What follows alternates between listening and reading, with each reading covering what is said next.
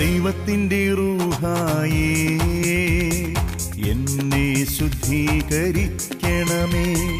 ദൈവത്തിൻ്റെ റൂഹായേ എന്നെ ശുദ്ധീകരിക്കണമേ. യേശുവിൻ്റെ ആത്മാവേ എന്നെ വിശുദ്ധീകരിക്കണമേ. യേശുവിൻ്റെ ആത്മാവേ എന്നെ വിശുദ്ധീകരിക്കണമേ. തിരുരക്തത്താൽ കഴുകണമേ. യേശുവിൻ്റെ രക്തത്താൽ കഴുകണമേ. തിരുരക്തത്താൽ കഴുകണമേ. യേശുവിൻ്റെ രക്തത്താൽ കഴുകണമേ. ജ്ഞാനത്തിൻ്റെ പുസ്തകം 16:28, 25 മുതൽ 28 വരെ വാക്യങ്ങളാണ് നമ്മുടെ പ്രസംഗ വിഷയം. 28-ാമത്തെ വാക്യം ഇങ്ങനെ: ഇത് മനുഷ്യൻ സൂര്യ ഉദയത്തിന് മുമ്പ് ഉണർന്ന്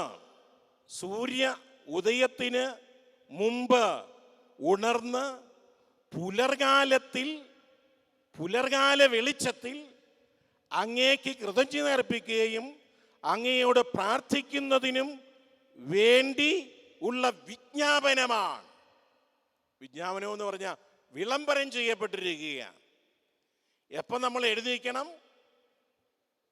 സൂര്യ ഉദയത്തിന് മുമ്പ് ഉണർന്ന് പുലർകാല വെളിച്ചത്തിൽ ദൈവത്തിന് കൃതജ്ഞത അർപ്പിച്ച് അവിടുത്തോട് പ്രാർത്ഥിക്കണം. ശ്രദ്ധിച്ച കാര്യങ്ങള്, ജീവിതത്തിൽ ഇതേവരെ സൂര്യോദയം കാണാത്തവരുണ്ട്. സൂര്യനെല്ലാം ഉദിച്ച് എല്ലാം കഴിഞ്ഞിട്ടാണ് ചിലർ എഴുതിയിരിക്കുന്നത്. അങ്ങനെയല്ല ഇവിടെ പറയുന്നത്. സൂര്യ ഉദയത്തിന് മുമ്പ് എഴുന്നേറ്റ് ലൈറ്റ് ഇട്ടിട്ട് പ്രാർത്ഥിക്കാനാണ് പറയുന്നത്. പുലർകാല വെളിച്ചത്തിൽ ദൈവത്തിന് കൃതജ്ഞത അർപ്പിക്കണം.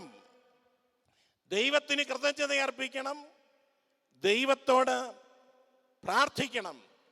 സൂര്യോദയത്തിന് മുമ്പായിരിക്കണം. അപ്പം അതിരാവിലെ ഉണർന്ന് പ്രാർത്ഥിക്കണം. 119-ാം സങ്കീർത്തനം 147-ാമത്തെ വചനം എങ്ങനെയാ? അതിരാവിലെ ഉണർന്ന് ഞാൻ സഹായത്തിന് വേണ്ടി നിലവിളിക്കുന്നു. സൂര്യോദയത്തിന് മുമ്പ് എഴുന്നേറ്റ് ദൈവസന്നിധിയിൽ വലിയൊരു നിലവിളിയായി എൻ്റെ പ്രാർത്ഥന എത്തണം. കർത്താവേ, നീ അനുവദിക്കുന്നില്ലെങ്കിൽ ഈ പ്രഭാതം സായാഹ്നമാക്കാൻ എനിക്ക് കഴിയില്ല എന്ന് തിരിച്ചറിവ് എനിക്ക് തരണമേ എന്ന് പ്രാർത്ഥിക്കാൻ കഴിയണം. ഞാനൊരു കാര്യം ചോദിക്കട്ടെ, ദൈവത്തിൽ ആശ്രയിക്കാതെ അവനെ കൂടാതെ എനിക്ക് എന്തെങ്കിലും ചെയ്യാൻ പറ്റുമോ? എനിക്കകത്തേക്കെടുത്ത ശ്വാസം പുറത്തേക്ക് കളയണമെങ്കിൽ അവൻ്റെ സഹായം ആവശ്യമാണ്. ഇനി നമുക്ക് നാളെ കാണാം എന്ന് പറഞ്ഞ് യാത്ര പറയുന്നവർ നാളെ ഉണ്ടോ എന്നുറപ്പുണ്ടോ? അതാ പറയുന്നത്, നീ പുലർകാലത്തിൽ എഴുന്നേറ്റ് സൂര്യോദയത്തിന് മുമ്പ് സഹായത്തിന് വേണ്ടി അവനോട് നിലവിളിക്കണം. അവനൊരിക്കലും പരാജയപ്പെടില്ല. ഹല്ലേലൂയ. യേശു ക്രിസ്തു ജീവിതം കൊണ്ട് നമുക്ക് കാണിച്ചു തന്ന മാതൃകയാണിത്. യേശു അത് ചെയ്യേ ഇത് ചെയ്യേ എന്ന് പഠിപ്പിക്കുകയല്ല, താൻ ചെയ്തതെല്ലാം നമുക്ക് മാതൃകയാക്കാൻ അവിടുന്ന് കാണിച്ചു തന്നു. ഈശോ ഓരോന്നും ചെയ്യുമ്പോൾ പറയുന്നുണ്ട്, ഞാൻ ചെയ്തതുപോലെ നിങ്ങളും ചെയ്യേണ്ടതിന് ഞാൻ നിങ്ങൾക്ക് ഒരു മാതൃക തരുന്നു. അപ്പൊ ഇവിടെ സങ്കീർത്തകൻ പറയുന്നു, അതിരാവിലെ ഉണരണം, സഹായത്തിന് വേണ്ടി നിലവിളിക്കണം. Hallelujah, hallelujah. ഇതിലെ ഒരു വലിയ കാര്യം കിടപ്പുണ്ട്. മർക്കോസിന്റെ സുവിശേഷം 1-ാം അധ്യായം 35-36 വാക്യങ്ങൾ വളരെ പ്രധാനപ്പെട്ട ഒരു വചനമാണ്. മർക്കോസിന്റെ സുവിശേഷം 1-ാം അധ്യായം 35-36 വാക്യങ്ങൾ. യേശു ക്രിസ്തു അതിരാവിലെ ഉണർന്ന് ഒരു വിജന പ്രദേശത്ത് പോയി അവിടെ അവൻ പ്രാർത്ഥിച്ചുകൊണ്ടേയിരുന്നു. ഹല്ലേലൂയ. യേശുവിനറിയാം, പിതാവേ, നീ തരാതെ എനിക്കൊന്നുമില്ല. പിതാവേ, നീ പറയുന്നതല്ലാതെ എനിക്ക് പറയാനൊന്നുമില്ല. നീ കാണിച്ചതല്ലാതെ എനിക്ക് കാണിച്ചു കൊടുക്കാനൊന്നുമില്ല. ഞാൻ പറഞ്ഞല്ലോ, ഈ പിതാവിനോട് പ്രാർത്ഥിക്കാൻ യേശുക്രിസ്തു സൂര്യോദയത്തിന് മുമ്പ് എഴുന്നേറ്റ് പോയി. ഈ സൂര്യോദയത്തിന് മുമ്പുള്ള പിതാവുമായുള്ള ഒന്നുചേരലിന്റെ പ്രതിഫലനമാണ് തുടർന്നുള്ള പകൽ സമയങ്ങളിൽ നടന്ന അത്ഭുതങ്ങളും അടയാളങ്ങളും രോഗശാന്തികളുമെല്ലാം. ഈ തിരിച്ചറിവ് യേശുവിനുണ്ടായിരുന്നു. അതിരാവിലെ ഉണർന്ന് ഒരു വിജനപ്രദേശത്ത് ആരുമില്ലാതെ ഏകാന്തതയിൽ യേശുവിനോട് ചേർന്നിരിക്കുക, എന്നിട്ടോ പ്രാർത്ഥിച്ചു കൊണ്ടിരുന്നു. എന്നിട്ട് പറയുന്നു, ശിമയോനും അവനോടുകൂടി ഉണ്ടായിരുന്നവരും അവനെ തേടി പുറപ്പെട്ടു. കണ്ടെത്തിയപ്പോൾ അവൻ പറഞ്ഞു, എല്ലാവരും നിന്നെ അന്വേഷിക്കുന്നു. ഹല്ലേലൂയ. എന്താണ് സംഭവം എന്നറിയാമോ? ഈ സംഭവം എപ്പോഴാണെന്നറിയുമോ? യേശു പത്രോസിന്റെ അമ്മായിയമ്മയെ സുഖപ്പെടുത്തി. അവിടെ കരങ്ങളിൽ പിടിച്ചു. പനി അവളെ വിട്ടുമാറി. ആ പ്രദേശത്തുള്ളവരൊക്കെ അറിഞ്ഞു. കലശലായ പനി കയ്യെ തൊട്ടപ്പം മാറി. നാട്ടുകാരും ഗ്രാമത്തിലുള്ളവരും മുഴുവൻ സായാഹ്നമായപ്പോൾ യേശുവിൻ്റെ അടുത്തെത്തി. അനേകം രോഗികളും പിശാചുബാധിതരും ആയവരെ കൂട്ടിക്കൊണ്ട് വലിയ ജനക്കൂട്ടം അവൻ്റെ അടുത്ത് വന്നു. എന്നാൽ അവരെയെല്ലാം സുഖപ്പെടുത്തി. അത് പറയുന്നത് വചനമയച്ച് അവർ രോഗികളെ സുഖപ്പെടുത്തിയെന്ന. എന്നിട്ട് ആ രാത്രിയിൽ എനിക്ക് തോന്നുന്ന പത്രോസിന്റെ വീട്ടിൽ ഈശോ അന്തി ഉറങ്ങിയിരിക്കണം. പത്രോസും എല്ലാം കിടന്ന് നല്ല ഉറക്കമാ. അപ്പോൾ യേശു നേരം വെളുത്ത് ശിഷ്യന്മാര് നോക്കുമ്പോൾ യേശുവിനെ കാണാനില്ല. അപ്പൊ പിറ്റേ ദിവസം ഗ്രാമത്തിലുള്ള വലിയ ജനക്കൂട്ടം യേശുവിനെ അന്വേഷിച്ച് വന്നിരിക്കുകയാണ്. അപ്പൊ ശിഷ്യന്മാരോട് ചോദിച്ചു, യേശു എവിടെ? നിങ്ങളുടെ ഗുരു എവിടെ? അവരെല്ലാം തപ്പിയിട്ട് ഈശോയെ കാണുന്നില്ല. അപ്പൊ ശിമയോനും കൂടെയുണ്ടായിരുന്നവരും യേശുവിനെ അന്വേഷിച്ചു. അപ്പോ എന്തു സംഭവിച്ചു? അവനെ തേടി പുറപ്പെട്ടു. കണ്ടെത്തിയപ്പോൾ അവർ പറഞ്ഞു, കണ്ടെത്തിയത് എവിടാ? വിജനമായൊരു സ്ഥലത്ത് യേശു ഏകാന്തതയിൽ സൂര്യോദയത്തിന് മുമ്പ് ഇരുന്ന് പ്രാർത്ഥിക്കുകയാണ്. അപ്പൊ ഇവര് പറഞ്ഞത്, പ്രാർത്ഥന തടസ്സപ്പെടുത്തി.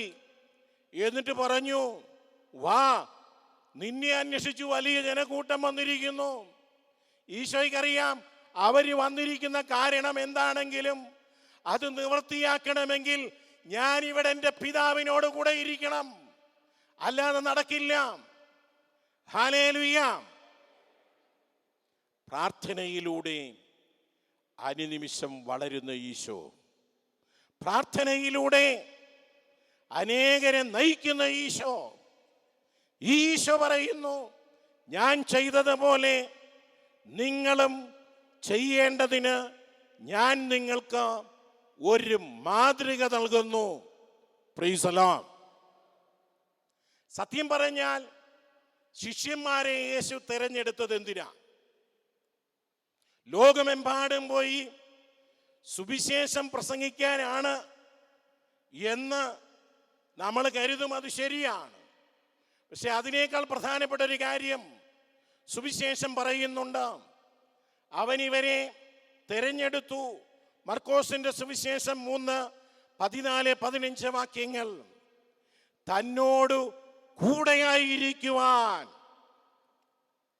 പ്രസംഗിക്കാൻ ഐക്യപ്പെടുവാൻ, പിശാചുക്കളെ ബഹിഷ്കരിക്കുവാൻ അധികാരം നൽകുന്നതിന് അവൻ 12 അപ്പസ്തോലന്മാരെ തിരഞ്ഞെടുത്തു.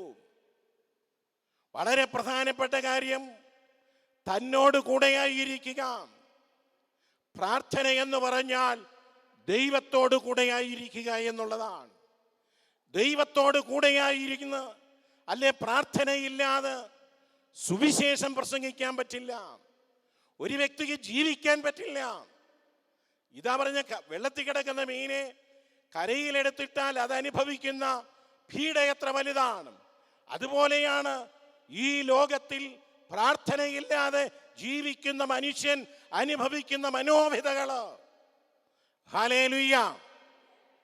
അപ്പൊ തന്നോട് കൂടെ ആയിരുന്നു കൊണ്ടായിരിക്കണം സുവിശേഷം പ്രസംഗിക്കേണ്ടത് എന്ന് ഈശോ പഠിപ്പിച്ചു. അശുദ്ധാത്മാക്കളെ ബഹിഷ്കരിക്കണം. ഇതിനുള്ള അധികാരങ്ങൾ നൽകുന്നതിന് ഇവരെ തെരഞ്ഞെടുത്തു. Hallelujah, hallelujah, hallelujah. ലൂക്കായുടെ സുവിശേഷം 9-ാം അധ്യായത്തിൽ മറ്റൊരു വചനം കിടപ്പുണ്ട്. 18-ാമത്തെ വാക്യത്തിൽ അവൻ ഒരിക്കൽ യേശു തനിയെ പ്രാർത്ഥിക്കുകയായിരുന്നു. ശിഷ്യന്മാരും അവൻ്റെ കൂടെ ഉണ്ടായിരുന്നു. Price the Lord, hallelujah. അപ്പൊ ഈശോ തന്നെ പ്രാർത്ഥിച്ചു കൊണ്ടിരിക്കുന്നു. ശിഷ്യന്മാരെടുക്കുന്നു, അടുത്ത് വന്നിരിപ്പുണ്ട്. ശിഷ്യന്മാർ പ്രാർത്ഥിച്ചായിട്ട് പറയുന്നുണ്ടോ?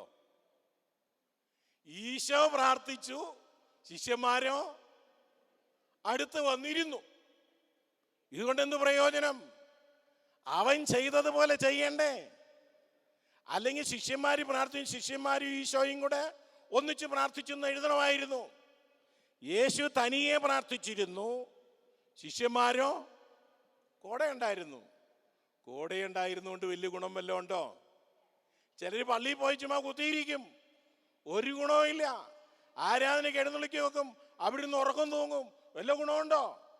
എല്ലാവരും പ്രാർത്ഥിക്കുമ്പോൾ നമ്മളവിടെ പോയി ചുമ്മാതിരിക്കും. Hallelujah, hallelujah. മർക്കോസിന്റെ സുവിശേഷം 6-ാം അധ്യായം 45-47 വാക്യങ്ങൾ വളരെ പ്രധാനപ്പെട്ടൊരു കാര്യമാണ്. താൻ ജനക്കൂട്ടത്തെ പിരിച്ചു വിടുമ്പോഴേക്കും വഞ്ചിയിൽ കയറി തനിക്ക് മുമ്പ് മറുകരയുള്ള ബെസായിലേക്ക് പോകുവാൻ അവൻ ശിഷ്യന്മാരെ നിർബന്ധിച്ചു. ഹല്ലേലൂയ. ഒത്തിരി ജനക്കൂട്ടം ഈശോയുടെ ചുറ്റും കൂടിയിരിക്കുക. അപ്പൊ ശിഷ്യന്മാരോടെയുണ്ട്. അപ്പൊ യേശു ശിഷ്യന്മാരെ വിളിച്ചിട്ട് പറഞ്ഞു, നിങ്ങൾ വഞ്ചിയിൽ കഴുകി നേരെ വഞ്ചി മറുകരയിലെ ബെസ്തയിലേക്ക് പൊക്കോളാൻ പറഞ്ഞു. ബെസ്തയ കുളക്കരയിലെ രോഗിയില്ലേ, അവിടെ സൗഖ്യമൊക്കെ ചെയ്യുന്നുണ്ട്. ബെസ്സയിലേക്ക് പോകാൻ പറഞ്ഞു, ബെസ്സയിലേക്ക്. എന്നിട്ട് പോകുവാൻ ശിഷ്യന്മാരെ നിർബന്ധിച്ചു. കാരണം ശിഷ്യന്മാര് പോകുന്നില്ല. ഈ ജനക്കൂട്ടം ഈശോയുടെ ചുറ്റും നിൽക്കുമ്പം പക്കമേളം അടിച്ച് ഇതിൻ്റെ ചുറ്റും അവർ നിൽക്കുക. ഈശോ ശിഷ്യന്മാരെ വിളിച്ചു, നിങ്ങൾ വഞ്ചി കയറി നേരെ അക്കരയ്ക്ക് വെക്കോ, അവിടെ ചെന്ന് അവിടെ ഇരിക്കേ, ഞാൻ വന്നേക്കാം എന്ന് പറഞ്ഞപ്പം അവർക്ക് താല്പര്യമില്ല പോകാൻ. ഇവരെ ഈശോയുടെ കൂടെ ഒന്ന് രോഗശാന്തി കൊടുക്കാനോ പ്രാർത്ഥിക്കാനോ ഒന്നല്ല. ഇങ്ങനെ വലിയ കാര്യങ്ങളൊക്കെ നടക്കുമ്പോൾ അതിനിടയിൽ ഇങ്ങനെ ചുറ്റിപ്പറ്റിയൊക്കെ നടക്കുന്ന വലിയ കാര്യമല്ലേ. അപ്പൊ ഈശോ നിർബന്ധപൂർവം അവരോട് അവിടുന്ന് പോകാൻ പറഞ്ഞു, നേരെ പോയിക്കൊള്ളാൻ പറഞ്ഞു. എന്നിട്ട് ഇവരെ വഞ്ചി കയറ്റി അകരയ്ക്ക് പോകാൻ പറഞ്ഞു. എന്നിട്ട് അവശേഷിച്ചിരുന്ന ആളുകൾക്ക് പ്രാർത്ഥനയൊക്കെ കൊടുത്ത് അവരെ ആശ്വസിച്ച് അവരെയും വിട്ടു. ഇപ്പൊ ആരുണ്ടവിടെ? ഇപ്പൊ ആരുണ്ടവിടെ? ഈശോ മാത്രം. ഹല്ലേലൂയ. മാത്രമുള്ളപ്പോൾ എന്നെ എടുത്തു. അവൻ ആളുകളോട് യാത്ര പറഞ്ഞു, ശിഷ്യന്മാരെ വഞ്ചി കയറ്റി അക്കരെ വിട്ടു. അവൻ പ്രാർത്ഥിക്കാൻ മലയിലേക്ക് കയറിപ്പോയി. ഈശോയ്ക്കറിയാം ഞാൻ പോകാനിരിക്കുന്ന ബെത്സയിലേക്കാണ്. അവിടെ അനേകം രോഗികളുണ്ട്. അവിടെ അത്ഭുതങ്ങൾ നടക്കണം, അവിടെ അടയാളങ്ങൾ നടക്കണം. എങ്കിൽ ഞാൻ ഇവിടുന്ന് നേരെ അങ്ങോട്ട് പോയാൽ പോരാ. ഇപ്പോൾ ഞാൻ നടത്തിയ ശുശ്രൂഷ വലിയ അനുഗ്രഹമായിരുന്നു. ഒത്തിരി പേർക്ക് അനുഗ്രഹം ലഭിച്ചു, സൗഖ്യം ലഭിച്ചു. അവർക്കെല്ലാം ആശ്വാസം ലഭിച്ച് അവരെ പറഞ്ഞു വിട്ടു. എന്നിട്ട് നേരെ അക്കരയോട്ട് പോയി പ്രസംഗിച്ചാൽ മതിയോ? അടുത്ത ശുശ്രൂഷയ്ക്ക് ഇനി പവർ സ്വീകരിക്കണം. അതിന് ശിഷ്യന്മാരിടയ്ക്ക് കൊണ്ടുപോകണമെന്ന് പറഞ്ഞുകൊണ്ടിരിക്കും. അതുകൊണ്ടാണ് പറഞ്ഞു നിങ്ങൾ പൊക്കോളാൻ പറഞ്ഞു. എന്നിട്ട് ഈശോ എന്നെ ചെയ്തു? ആളുകളെ യാത്രയാക്കി മലയിൽ കയറി അവൻ പ്രാർത്ഥിച്ചുകൊണ്ടേയിരുന്നു. Hallelujah, hallelujah. ഓരോ ശുശ്രൂഷയ്ക്കും മണിക്കൂറുകളുടെ പ്രാർത്ഥനയുടെ പിൻബലവും ശക്തിയും ഉണ്ടാകണം. നമുക്ക് പലപ്പോഴും പറ്റുന്ന അബദ്ധം, നമ്മൾ ഇതിനു മുമ്പ് ചെയ്ത ശുശ്രൂഷകളുടെ വിജയത്തിൽ നമ്മൾ ആശ്രയിക്കും. എന്നിട്ടോ വീണ്ടും ശുശ്രൂഷയ്ക്ക് പോകും. ശുശ്രൂഷയുടെ ക്ലൈമാക്സിൽ സംഭവിച്ച വിജയങ്ങളിൽ ആശ്രയിക്കാതെ ഓരോ ശുശ്രൂഷയിലും ദൈവത്തിൻ്റെ ശക്തിയും ദൈവത്തിൻ്റെ കൂടെയായിരിക്കലും ആണെങ്കിൽ മാത്രമേ നമ്മുടെ ശുശ്രൂഷയിൽ ദൈവം മഹത്വപ്പെടുകയുള്ളൂ. ഹല്ലേലൂയ. ഒരു പക്ഷേ കേൾവിക്കാർ അനുഗ്രഹിക്കപ്പെട്ടാലും ശുശ്രൂഷകൻ അധപ്പതിക്കാൻ സാധ്യത ഇവിടെയാ. Hallelujah, hallelujah, hallelujah. മത്തായിയുടെ സുവിശേഷം 14:23 വാക്യം ഇങ്ങനെ പറയുകയാണ്: ജനക്കൂട്ടത്തെ പിരിച്ചുവിട്ട ശേഷം ഏകാന്തതയിൽ പ്രാർത്ഥിക്കുവാൻ മലയിലേക്ക് അവൻ കയറിപ്പോയി. രാത്രിയായപ്പോഴും അവൻ അവിടെ തനിച്ചായിരുന്നു. രാത്രിയുടെ യാമങ്ങൾ തനിച്ചിരുന്ന് പ്രാർത്ഥിക്കുന്ന ഈശോ, സൂര്യോദയത്തിന് മുമ്പ് എഴുന്നേറ്റ് പ്രാർത്ഥിക്കുന്ന ഈശോ, ഈ ഈശോയെ അല്ല നമ്മൾ കണ്ടുകൊണ്ടിരിക്കുന്നത്. നമ്മൾ കാണുന്നത് അത്ഭുതങ്ങൾ നടക്കുന്ന ഈശോ, വെള്ളത്തിന് മീതെ നടക്കുന്ന ഈശോ, ലാസറിനെ ഉയർപ്പിക്കുന്ന ഈശോ, കുരുടനെ സുഖപ്പെടുത്തുന്ന ഈശോ. ഇതിൻ്റെ പിന്നിൽ എന്താണെന്നുള്ളത് നമ്മൾ ചിന്തിച്ചിട്ടുണ്ടോ? മണിക്കൂറുകൾ ആരും അറിയാതെ ഏകാന്തതയിൽ രാത്രിയുടെ യാമങ്ങളും പ്രഭാതത്തിലും ദൈവത്തോട് ചേർന്ന് ചെലവഴിക്കുന്ന യേശുക്രിസ്തുവിനെയാണ് നാം അറിയേണ്ടത്. ഞാൻ ചെയ്തതുപോലെ നിങ്ങളും ചെയ്യേണ്ടതിന് ഞാൻ നിങ്ങൾക്ക് മാതൃക തരുന്നു. ഹല്ലേലൂയ. വീണ്ടും നമ്മൾ കാണുന്നുണ്ട് മർക്കോസിന്റെ സുവിശേഷം 14:11-24. അതിനാൽ ഞാൻ നിങ്ങളോട് പറയുന്നു, പ്രാർത്ഥിക്കുകയും യാചിക്കുകയും ചെയ്യുന്നത് എന്തും നിങ്ങൾക്ക് ലഭിക്കും എന്ന് നിങ്ങൾ വിശ്വസിക്കണം. നിങ്ങൾ എന്ത് പ്രാർത്ഥിച്ചാലും യാചിച്ചാലും അത് ലഭിക്കും എന്ന് നിങ്ങൾ വിശ്വസിക്കണം. ഒരു കാര്യം അവൻ്റെ ഇഷ്ടത്തിനനുസരിച്ച് ചോദിക്കണം. നമ്മുടെ ഇഷ്ടത്തിനനുസരിച്ചല്ല ചോദിക്കേണ്ടത്. യോഹന്നാന്റെ 1-ാം ലേഖനം 5:14-15 വാക്യങ്ങൾ പറയുന്നു, അവൻ്റെ ഇഷ്ടത്തിനനുസൃതമായി എന്തെങ്കിലും ഞാൻ ചോദിച്ചാൽ അവിടുന്ന് നമ്മെ കേൾക്കും എന്നതാണ് നമുക്ക് അവനിലുള്ള ഉറപ്പ്. അവൻ്റെ ഇഷ്ടത്തിനനുസൃതമായി ചോദിക്കണം.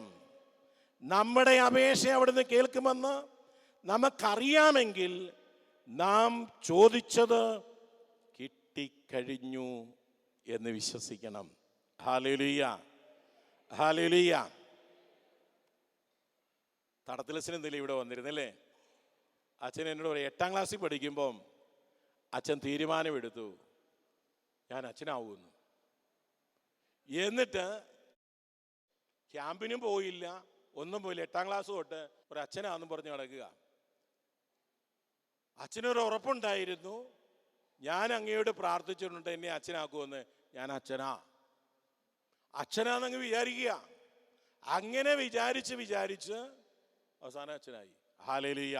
ഏത് കാര്യമാണെങ്കിലും ഞാൻ പ്രാർത്ഥിക്കുമ്പോൾ ദൈവഹിതത്തിനനുസരിച്ച് ചോദിക്കണം. എനിക്ക് ദൈവത്തിന് ഇഷ്ടമില്ലാത്തത് എനിക്ക് തരണേ എന്ന് പറഞ്ഞ് ഞാൻ പ്രാർത്ഥിച്ചാൽ ദൈവം എനിക്ക് തരുമോ?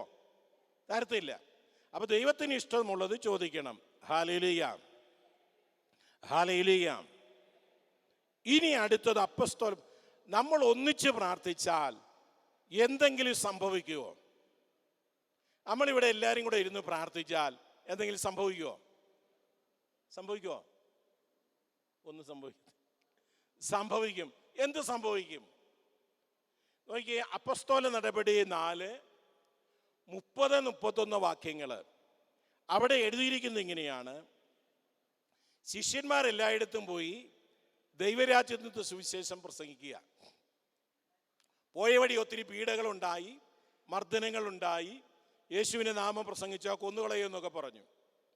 അവര് ഒരു വിധത്തിൽ രക്ഷപ്പെട്ട് കൂട്ടായ്മയിലേക്ക് വന്നു. എവിടെയാ വന്നത്? നമുക്കൊരു കൂട്ടായ്മയുണ്ടാവണം. കൂട്ടായ്മയിൽ വന്ന് അവരോട് അത് പങ്കുവെച്ചപ്പോൾ അവർ പറഞ്ഞു നമുക്ക് എല്ലാവരും കൂടെ പ്രാർത്ഥിക്കാം.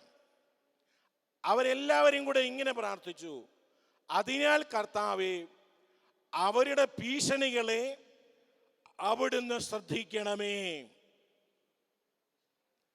ദൈവമേ, നിന്റെ പുത്രന്റെ വചനം പ്രസംഗിക്കാൻ പോയ ഇവർക്ക് ഒത്തിരി ഭീഷണികളുണ്ടായി. എന്നിട്ട് ഇവർ കൂട്ടായ്മയെ പ്രാർത്ഥിക്കുക: അതിനാൽ കർത്താവേ, അവരുടെ ഭീഷണികളെ അവിടുന്ന് ശ്രദ്ധിക്കണമേ. യേശു ക്രിസ്തുവിന്റെ നാമത്തിൽ രോഗശാന്തികളും അടയാളങ്ങളും അത്ഭുതങ്ങളും സംഭവിക്കുന്നതിനായി അവിടുത്തെ കൈകൾ നീട്ടണമേ. അവിടുത്തെ വചനം പൂർണ്ണ ധൈര്യത്തോടെ പ്രസംഗിക്കുവാൻ ദാസരെ അനുഗ്രഹിക്കണമേ. അടുത്ത വചനം എന്താ? പ്രാർത്ഥന കഴിഞ്ഞപ്പോൾ അവർ സമ്മേളിച്ചിരുന്ന സ്ഥലം കുലുങ്ങി. ഭൂമി കുലുങ്ങും പ്രാർത്ഥിച്ചാൽ. നമ്മൾ പ്രാർത്ഥിച്ചു കഴിയുമ്പോൾ നമ്മൾ ഇരുന്ന സ്ഥലം കുലുങ്ങാറുണ്ടോ? നമ്മൾ കുലുങ്ങുമായിരുന്നു അല്ലേ? കുലുങ്ങിയിട്ടുണ്ടോ? ഭയങ്കര ശക്തിയാണ്. കൂട്ടായ്മയിൽ ഒരുമിച്ച് പ്രാർത്ഥിച്ചു. പ്രാർത്ഥന കഴിഞ്ഞപ്പോൾ അവർ ഒരുമിച്ച് കൂടിയ സ്ഥലം കുലുങ്ങി. പൗലോസും സീലാസും കാരാഗൃഹത്തിൽ പ്രാർത്ഥിച്ചു. കാരാഗൃഹത്തിന് അടിത്തറ ഇളകി, ഭൂകമ്പമുണ്ടായി. Praise the Lord. ഹല്ലേലൂയ, ഹല്ലേലൂയ. അവർ എല്ലാവരും പരിശുദ്ധാത്മാവിനാൽ പൂരിതരായി. ഓരോ കൂട്ടായ്മയിലും ഒരുമിച്ച് പ്രാർത്ഥിക്കുമ്പോൾ കിട്ടുന്ന വലിയ അഭിഷേകമാണിത്. Hallelujah, hallelujah. ലൂക്കായുടെ സുവിശേഷം 22:40. അവൻ അവരോട് പറഞ്ഞു, പരീക്ഷയിൽ അകപ്പെടാതിരിക്കാൻ ഉണർന്നിരുന്ന്. ഞാൻ പറഞ്ഞല്ലോ, പ്രാർത്ഥന കുറയുമ്പോൾ പരീക്ഷണങ്ങളെ അതിജീവിക്കാൻ പറ്റില്ല. പ്രതിരോധ ശക്തി മനുഷ്യനിൽ കുറയുമ്പോൾ ലോകത്തിലുള്ള സകല രോഗവും അവരുടെ മേൽ വരും. നമ്മുടെ പവർ പ്രാർത്ഥനയാണ്. ഒന്നിനും നമ്മളെ തൊടാൻ പറ്റുന്നില്ല. ഹല്ലേലൂയ. നന്നായിട്ട് പ്രാർത്ഥിച്ചാൽ സ്വർഗം കാണാൻ പറ്റും. ഹല്ലേലൂയ. സ്വർഗം കാണണമെന്ന് ആഗ്രഹമുണ്ടോ? എസ്തപ്പാനോസ് അപ്പോസ്തലനോട് 7:54 മുതൽ വാക്യങ്ങള്. എസ്തപ്പാൻ എന്ത് ചെയ്തു? കരങ്ങളുയർത്തി പ്രാർത്ഥിച്ചു. ആളുകൾ അവനെ കല്ലെറിഞ്ഞു. പക്ഷെ സ്വർഗം രണ്ടായി തുറന്നു. യേശു പിതാവിന്റെ വലതു ഭാഗത്തിരിക്കുന്നത് അവൻ കണ്ടു. ഓ, സ്വർഗം കാണാം. സ്വർഗത്തിൽ പിതാവിൻ്റെ വലതുഭാഗത്ത് ഉപവിഷ്ടനായ യേശുവിനെ ആര് കണ്ടു? പ്രാർത്ഥിച്ചു കൊണ്ടിരുന്ന യെസ്തപ്പാൻ കണ്ടു. Praise the Lord. ലൂക്കാ 22:41. അവൻ അവനിൽ നിന്നും ഒരു കല്ലേറ് ദൂരെ മാറി മുട്ടുകുത്തി പിതാവിനോട് പറഞ്ഞു, പിതാവേ, എൻ്റെ ഹിതമല്ല നിന്റെ ഹിതം നിറവേറട്ടെ എന്ന് പ്രാർത്ഥിച്ചു. ഹല്ലേലൂയ. ദൈവഹിതം നിറവേറാൻ വേണ്ടി എൻ്റെ ജീവിതം ദൈവത്തിന് സമർപ്പിച്ച് പ്രാർത്ഥിക്കണം.